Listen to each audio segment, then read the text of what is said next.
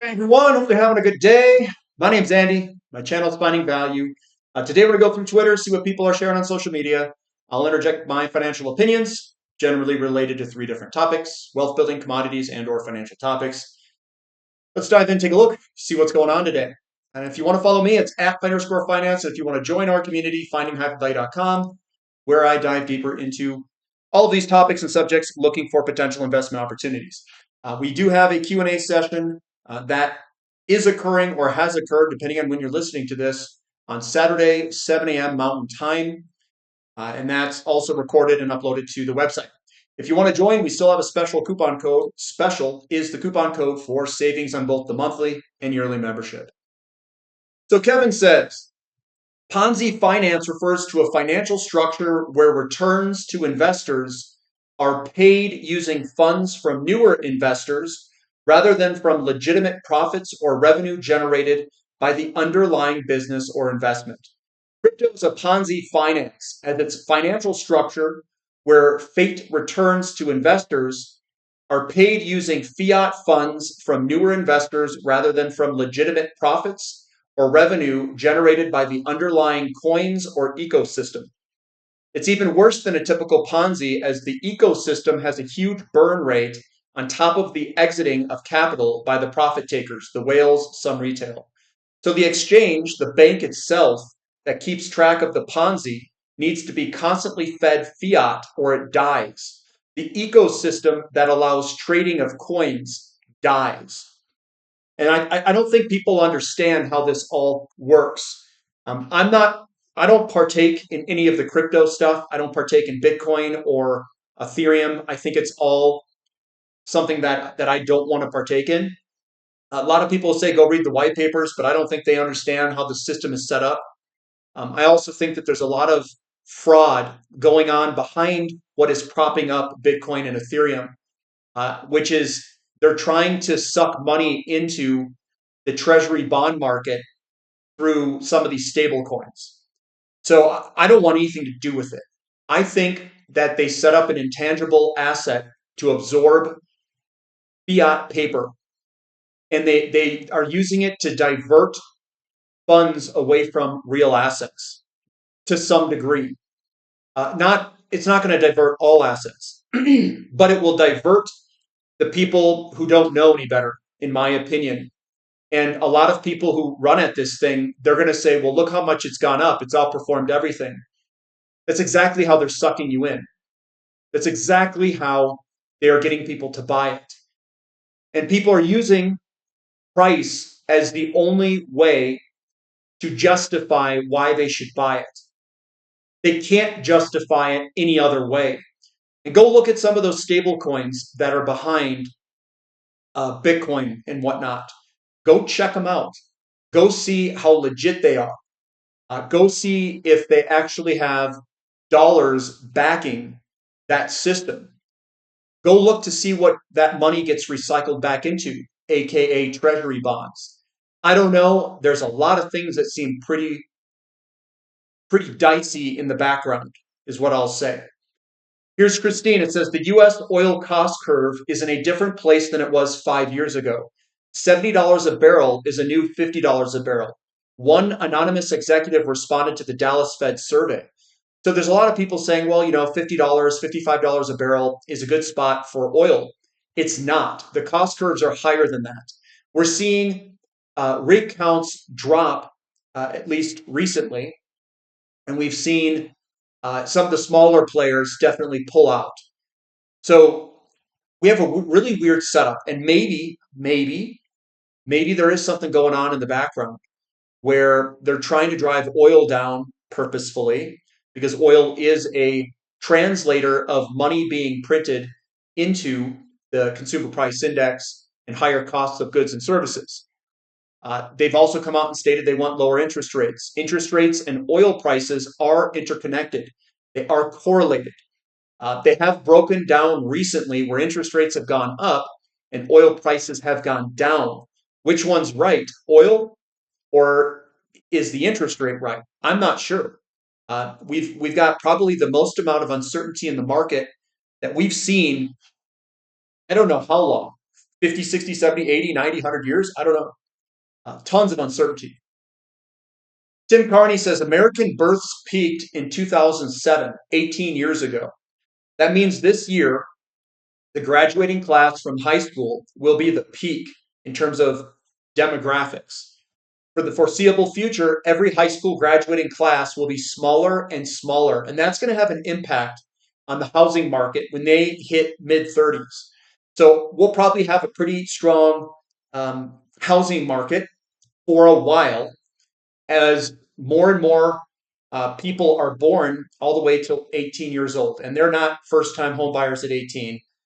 What matters is the first time home buyer age, which is in the mid 30s right now. It's actually 38 years old. So it's going to take, we could have another 20 years of increasing population buying homes for 20 years. And that's your demographic. That's what drives a lot of the inflation, monetary bank lending, all that stuff is your demographic. Bonnie says a buy signal on the McClellan summation index is positive. I don't know this. I wanted to share this. I don't know what the McClellan summation index is. I'm going to have to go research this even more. I shared it just because I was like, you know what, this is a reminder to know what's going on. But this is the buy signal. It's crossing over. We had another one early 2025. But it looks like we have another one back here that crossed in November of 2024. And I will say December was a pretty rough time, and same with March and April here. So I don't know how much weight this has, but I've never heard of this McClellan summation index. Never heard of it before. Robert Friedland says this week was the biggest fall on record in China's copper stocks. And he means inventory. China is missing the USA scrap, which is not being exported, and does not have sufficient copper conchs coming in. At the same time, we have accelerated USA cathode demand as the COMEX ARB drags cathodes away from Asia. The China smelters are now paying 50-5 TCRC for spot copper conchs. Micro copper picture is explosive.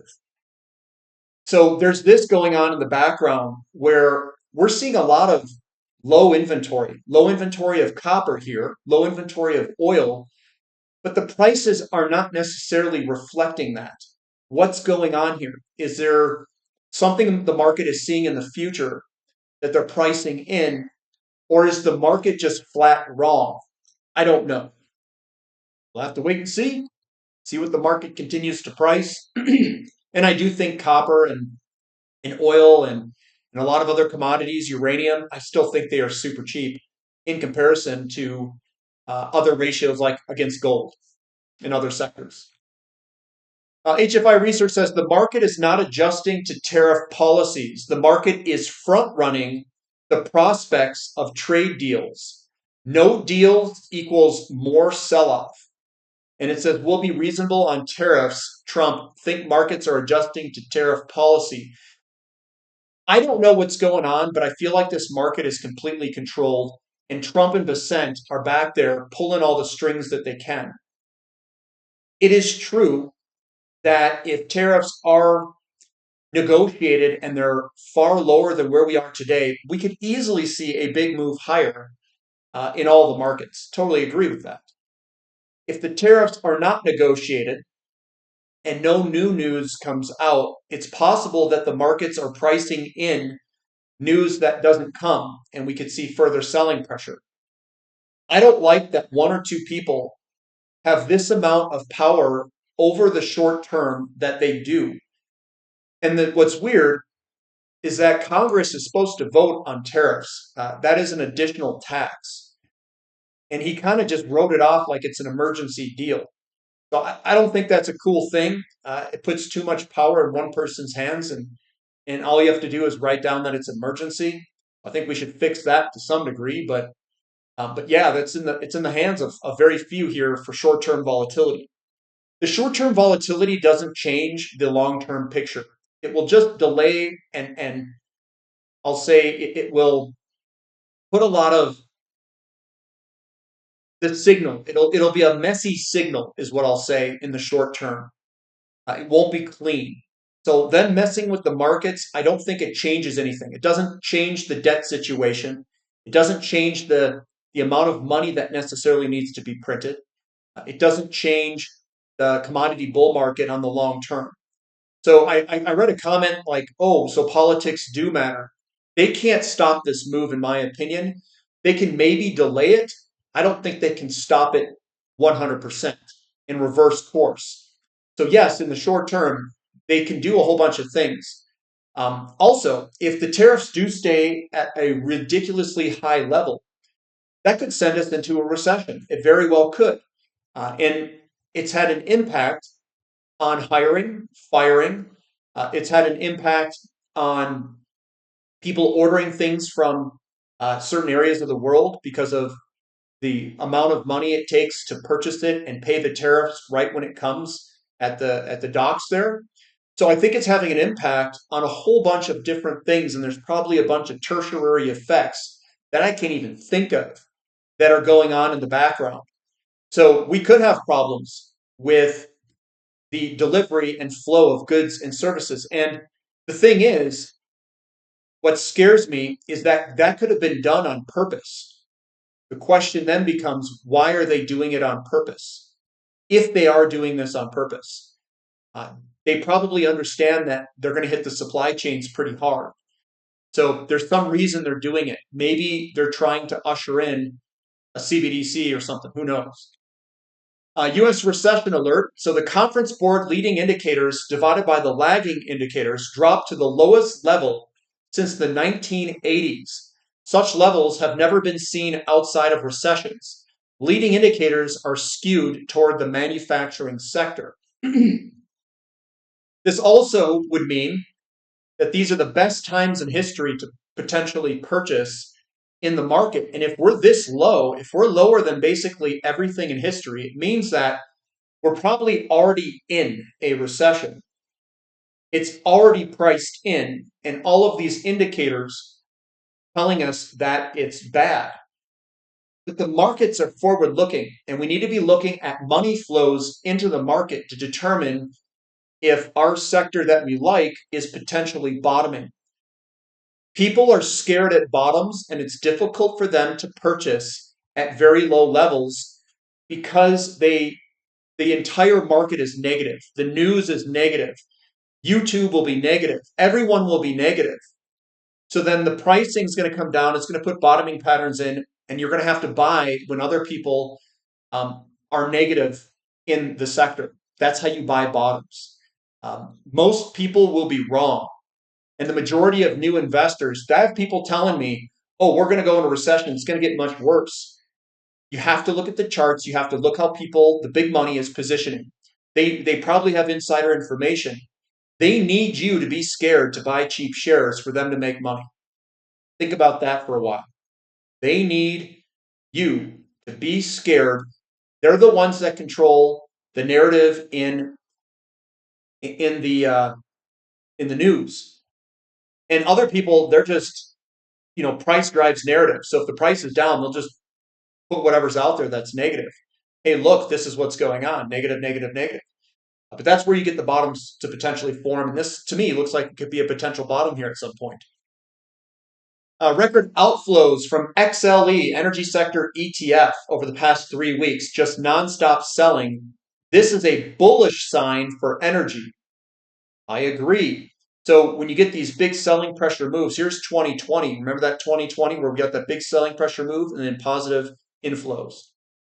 We've had a couple of negative, it's been a lot more negative over here past 2022. And this very well could be the recession that we have gone through. Some people say, some of the data has said that we had 2 negative quarters in 2022. That would be technically a recession. But remember, they redefined what a recession is. So we're kind of going through this, and there's the most negative, going all the way back in history. The most amount of outflows. So who's left to sell? We're going to keep selling? Well, sell me your shares, guys. I'll take them. Maybe not XLE, but I'll take them in other companies. Here's Kevin Bambro. I like Kevin. I agree very much with him. I might not agree with everything, but I think he's a pretty good guy, and I think he has some pretty strong arguments. And I don't migrate because I agree with what he has to say. I migrate because I think his thinking is logical. It says Bitcoin crypto supporters, I would love to get a consensus estimate from you on these numbers so that we can have a real discussion about what's going on in the crypto world. Show us how well you understand the crypto ecosystem. What are the total fiat inflows from '09 to 2025? What are the total fiat outflows in '09 to 2025? The remaining fiat in the crypto ecosystem and the annual fiat burn rate of the crypto ecosystem. Remaining fiat as percent of total crypto market cap. If you're so knowledgeable about crypto ecosystem, let's see your estimates here. And here's another thing. I remember Lynn Alden. He's got Lynn Alden contact there. She made a comment that there's a fixed amount of supply in Bitcoin, and everybody hangs their hat on this fixed amount of supply. I disagree with that. She said it's a pizza that just gets cut up into smaller slices. Well, you can always, it's very easy for people to understand fiat, where the fiat system continues to grow, grow, grow, grow, grow. It's bigger, bigger, bigger, bigger. The piece of the pie of what they say is getting larger. What I'm saying is you can always cut something in half. That's where you can have those satoshis, which is like 0.00001. What happens is people pile into Bitcoin all in the beginning. So you've got these major holders that bought all this Bitcoin for, let's say, a really cheap price. The pie is growing because it's measured in market cap. So the pie is growing because it's measured in fiat currency. And people are fighting for less and less slivers of that pizza, which can be divided by two infinitely, which asymptotically approaches zero. What that means is that it can approach zero but never get to zero. It's the same thing in the opposite direction. You're enriching the people who already have purchased Bitcoin, and you're increasing the pie through its market cap of fiat currency. What he is talking about is the total fiat inflow, outflow, and the remaining fiat in the crypto system. And then since the system burns capital, he's got an annual fiat burn rate of the crypto ecosystem to trade in, trade out, and all of the things that run the system, the miners and stuff like that. In my estimation or my opinion, crypto will fail, Bitcoin specifically. Bitcoin will fail because the exchange fees will get to ludicrous levels as the miners will be subsidized less and less with Bitcoin, which means the fees will eventually go to, well, maybe not infinity, but they will go way, way, way up. And at some point, if the market goes through a really nasty pullback, your fees will be far larger than the price of Bitcoin itself, which then I think will freeze. It will freeze the entire system because people aren't willing to trade Bitcoin at $10,000 per Bitcoin with a $200 or $400 or $500,000 fee. That's what I think will bring it down. But that's my estimate. Maybe I'm wrong. Maybe I understand it differently. But that's what I think will eventually occur as halvings continue. It gets harder to mine. And I'm sure that there'll be quantum computers that might break the whole system too. So we'll see. Again, kind of a weird system. Here's another one from Kevin. He says, energy can't be created or destroyed. It only changes form. That's from thermodynamics. The crypto ecosystem can't create fiat currency. It can only change hands. Fiat flows in via retail and institutional investors. Fiat flows out via retail and institutional profit taking, but also operational expenses, electricity costs, employee salaries, advertising and marketing, office overhead, government lobbying, hardware and infrastructure, legal and compliance, etc. Herein lies the risk. Here is why it's a Ponzi scheme. This is what these promoters avoid talking about like the plague, because they don't just need everyone in the crypto ecosystem to huddle. They constantly need new fiat flow to cover the billions in burn rate the ecosystem has. Real world expenses they don't talk about. It's a complete house of cards built on lies and false promises. Greater fool game being played. Here's the M2 money supply has now been expanding at 4.1%. That is generally what leads inflation coming into the system. After reaching its deepest contraction in 65 years, this is very constructive for the markets. And it's starting to turn higher. Here's the M2 money supply turning higher. And that's going to have an impact on inflation and the pricing of assets.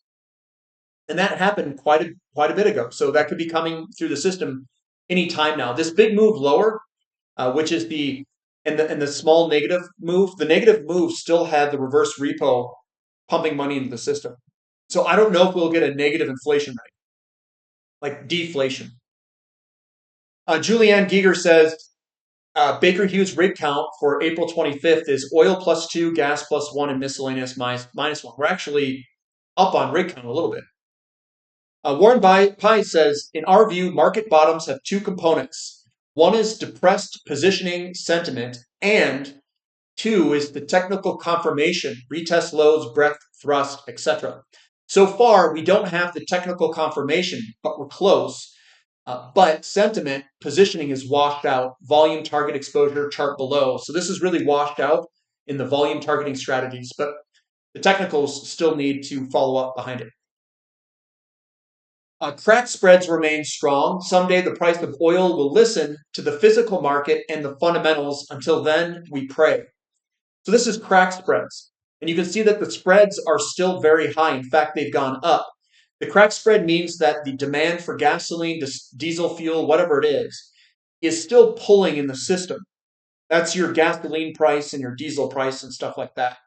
But oil's gone down. So the spread has gone up with the oil price going down and the gasoline and diesel price remaining elevated.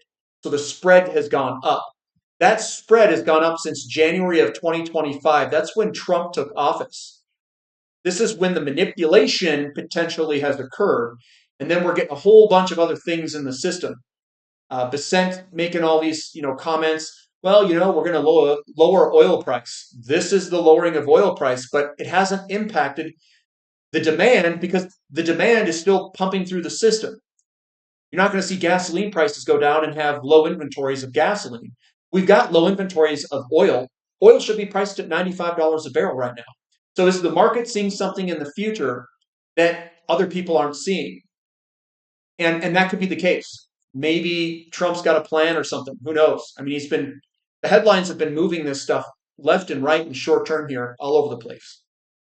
Incredible strength in the physical oil market despite persistent worries over demand. It's a real positive signal, but I suspect that reality versus perception disconnect will increase in the coming months, and that's the crack spreads again heading higher.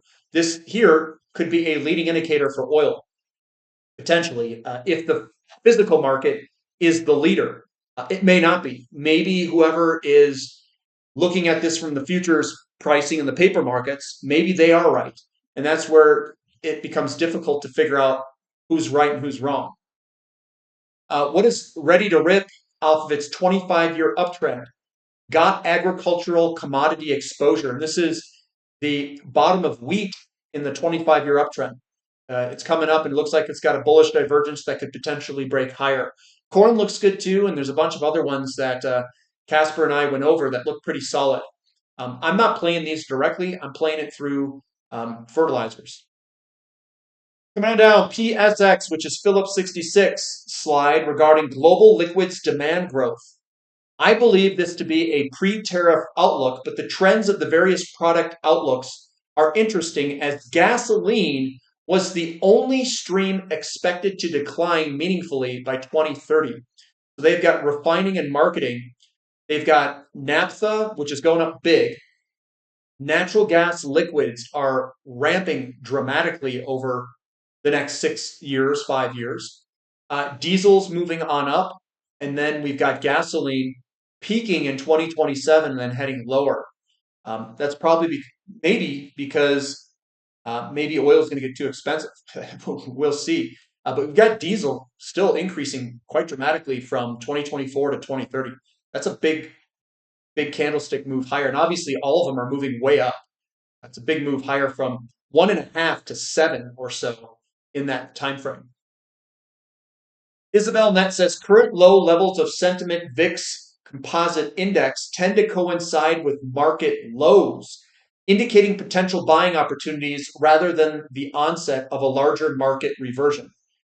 So this is the areas: Fed hike, rate hike correction, Fed launches QE4, Fed reverses policy. It's probably going to be a Fed reverses policy and move it on up in terms of the sentiment divided by VIX composite. Here's another one from Bessent. He says, U.S. Secretary of Scott Bessent just called for a Bretton Woods 2.0. They already have a blueprint. He's saying the current system is failing. He's telling you a financial reset is coming. Those financial resets are generally good for commodities. Obviously good for gold too. And I think gold just front run the living crap out of it. So something's going on in the background. They know what's going on. I don't. But he always comes out and does a lot of tweets, and he's a good one to follow to see what he's saying because he comes out and says it all the time. Freight futures AM update. We have dry bulk is up, Capesize up 1%, Panamax up 2%, and tankers VLCC's down 1%, Suezmax is flat. Summer's coming for natural gas. This is the seasonality that I talk about. It's out of seasonality for nat gas, for power burn at least. And there it is, ripping higher over the next weeks coming up for electricity power generation. So summer's coming. Demand should increase going forward, and we'll get out of this negative seasonality, or we'll call it the off season for natural gas. U.S. government debt market collapse has begun. This has massive implications for the economy. We've got a big, strong downward breakout. We've been stuck in this support area here. We're probably going to come up and then come back down later in the future. I agree with this chart. That will also mean, my guess, so a lot of people are thinking that this is the recession here. This move up is a slowdown. And we don't know what that looks like. We don't know if it's just going to roll over or if it's going to come up higher, if the tariffs are going to have some sort of impact. Big question mark around that. But this chart, the way it looks, very well could play out similar to that. And that's what I've got for today, guys. So that's all I've got. Give me a thumb up for the content. Subscribe to the channel. Subscribe to the website. Use that special coupon code. We've got a Q&A session going on. If you're watching this right when it's released, it's going on right now. But that's all I've got for today. So we'll catch you next time. This is Finding Value.